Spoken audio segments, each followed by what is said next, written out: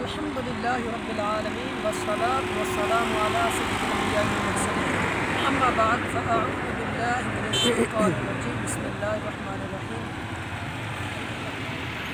اللہ رب العزت دا کروڑاں شکر ہے کہ مالک کائنات نے سانو انسان بنایا، حضور دی امت دے وچ پیدا فرمایا۔ اس مالک دا جتنا شکر ادا کریے اتنا کم ہے۔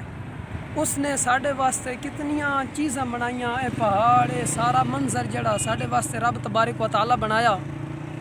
ایک حدیث مبارکہ بیان کرساں، حضور نبی کریم رؤوف الرحیم صلی اللہ علیہ وآلہ وسلم ارشاد فرمایا کہ اللہ رب العزت نے تین چیزاں وچ مخفی رکھیا، چھپا کے رکھیا۔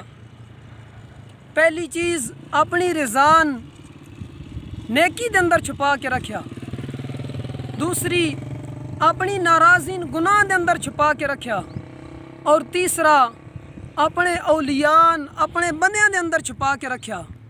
ہن انسان نو چاہیدا کہ او کسی نیکی کم تر نہ سمجھے کہ یہ تو چھوٹی جہی نیکی ہے، ہو سکتا او رب دی رضا دا سبب ہوئے، کسے گناہ ہلکا نہ لے، ہو سکتا او گناہ رب دی ناراضی دا سبب ہوئے، بندہ ہلاک ہو جاوے۔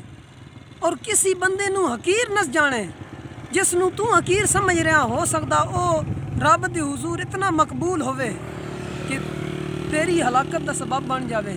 تو اس بندے دی گستاخی بے ادبی کریں تے اس دی اس طرح تحقیر کرنا رب دے رب دی ناراضی دا سبب بنے۔ اللہ تعالیٰ سانو عمل دی توفیق عطا فرمائے، آمین بجاہ